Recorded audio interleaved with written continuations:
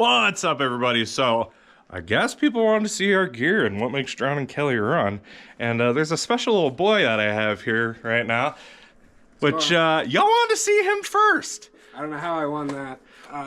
They're gonna actually see how pretty much standard this is, but there's a little bit that goes into it, so we could have some fun. All right. Well, let's run through. Let's go guitars first. That's the shiny stuff that people really like.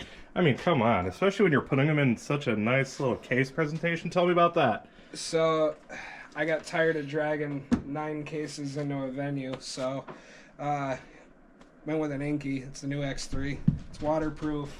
It holds everything tightly in there. The door pops off so we can work. And what's nice about it is I can have this little go pouch everywhere we go. So I just carry some basic like hand tools in here, extra strings. This is for just setting frets. I don't really use a capo live, but oh, you're telling me you're not playing Wonderwall live? Wonderwall is all we play live, just with a lot of distortion. For 18 hours straight. Yeah, just full day live stream. 45 fucking minutes of Wonderwall. You need a string winder. I don't need these often, but you do need it from time to time. And I think the other item that's very important is actually buried in my Inky case here. Oh, a little light out behind the subject, huh? Yeah. A little behind the scenes action. I hide my in-ears in here when we're not playing. This is a case for my wireless. But there is an Evertune key floating here somewhere. Yeah, we'll find it eventually. But that's actually how I tune them, so... What about the workhorses? What do we got with the workhorses? So the workhorses, a lot of people that have been coming to see us since day one with this lineup. I was playing a white guitar, and unfortunately, I hate to say, but it's kind of retired now, as much as I love it. And there's a reason. It's Is it because body paint and white doesn't go well together? That doesn't make it easy. That guitar's been soaked in the rain. It's been covered in body paint, fake blood, beer, soda, pretty much you name it. So I just recently replaced my main, and I'm really liking Solar stuff. And this one I bought off the paint job, so it pretty much... Pretty. It's a Super Strat, so it's got a very Fender Stratocaster neck on it.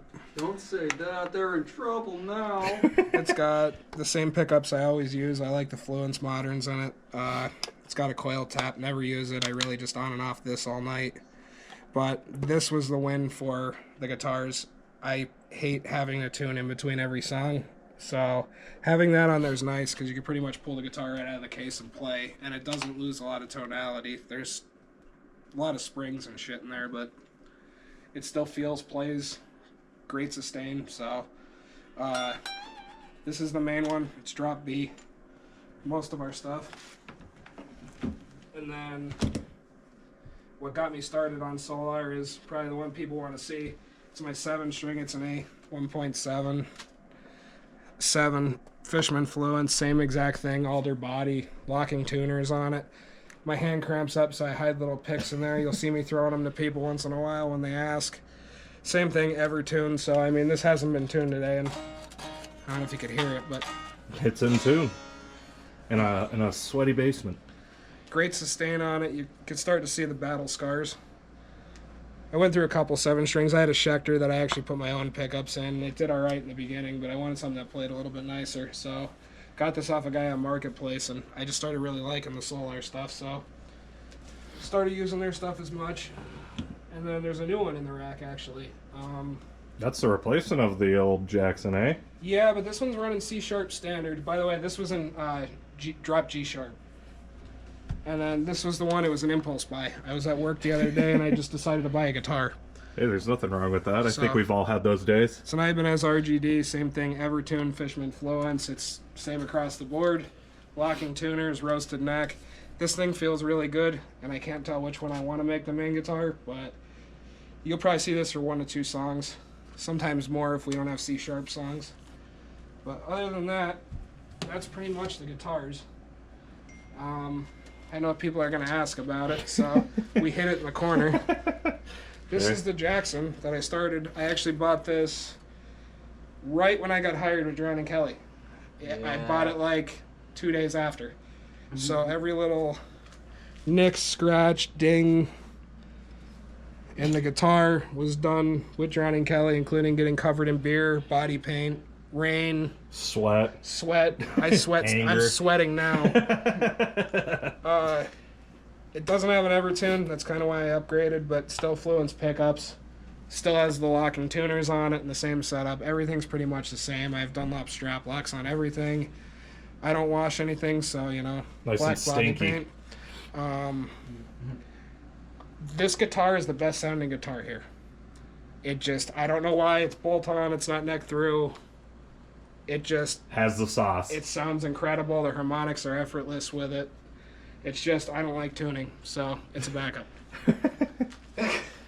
So we got another bit of riggage here. What do we got going on for cabs, heads, anything like that? All right, so this is the full rig, which if you guys saw us earlier, it was a lot different. I had a full pedal board. I had a Fender Princeton chorus that I used to run for my cleans.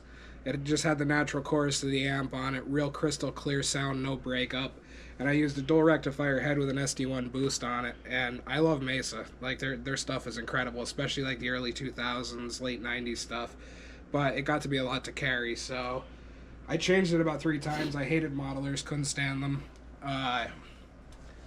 Tried the Line 6 Pod Go. I hated it. It has like the sizzle to it that I don't like.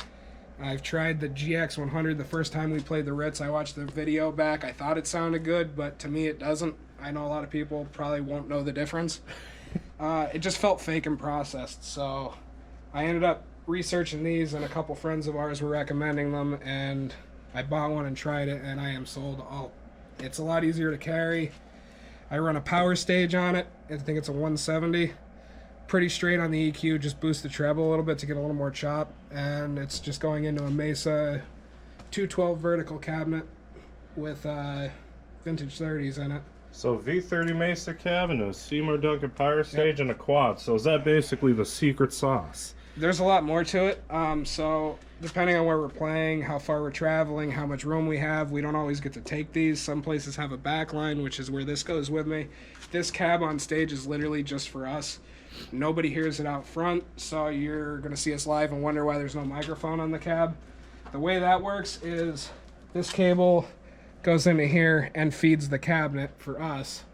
This cable goes out to our inner rig where it's split, and one side goes out to the front of house, so that's actually what you're hearing. So if you look in the signal chain here, there's actually an out going straight to my cabinet, and out one right here goes to a cab sim of this cab with an SM57 on it, and I basically copied it into this spaceship, and it ports it out to front of house and sounds identical to this. So I could run direct, I could run head, or I could run with the cab and direct, or I could run just a cab if I need to. So it's literally, it does everything. I don't have to worry about it. I know it's going to work. And what makes it easier too is you said you were running 2 amps at one point. Now you get to tap dance a little bit. If you look at it, I still am. So I'm not going to go into full details, but it's an EVH, and I forget what I use for the clean. It'll actually switch amps here, and I'm running a JP model Mesa model on it. So now, Couple effects on instead of different bringing a bunch of stuff around, you just one little box into One another unit. little box into a bigger box, and And originally I was running little stamping. I was running a Shure wireless, and I was getting a lot of harmonic noise. I sent it out, and they told me there's nothing wrong with it. So I got aggravated, and our buddy Justin in Traverse recommended these X5 wirelesses. This thing is incredible. It's worked everywhere. It's Bluetooth. It's not UHF, so it'll pretty much work wherever I want to use it, and the distance is insane. So for $150, I recommend one of these. And for the really bored people who want every little detail, what strings do we got? Strings. Was it the Elixir guys? These are my 6-string sets. They're 12 to 52 Elixir Nano Webs. They last forever. I think the ones that are on the White Jackson have been on there for like 6 months, and they still sound great. They're not dead. They don't feel like crap. They feel great. And then I had to dig the boxes out because I don't know. 11 through 59 for the 7 strings. And then other little stuff. Picks. I like Davas. Little grip. A lot of people are probably going to hate on me for that, but these things are great. I don't drop them. So, and on days where, you know, the nerves kick in a little bit. Little bit The of this. classic Gorilla Snot. Little bit of this on there. It helps. But other than that, there's really not too much. The nice thing you'll notice that the quad's sitting up on top of the cabinet. I don't have to foot switch on stage anymore, so with our click track that runs in our ears, it's actually programmed to this USB cable that runs back to our MacBook. And it actually, as the click progresses, it'll actually change these patches automatically for me so I don't have to touch them. So I can run out in the crowd and be across the venue, and I don't have to worry about it anymore. Heck yeah. But other than that, there's really not too much going on. Nice. All right, well, thanks for your time. Anytime. And we'll see you on stage soon, my friend. Yep.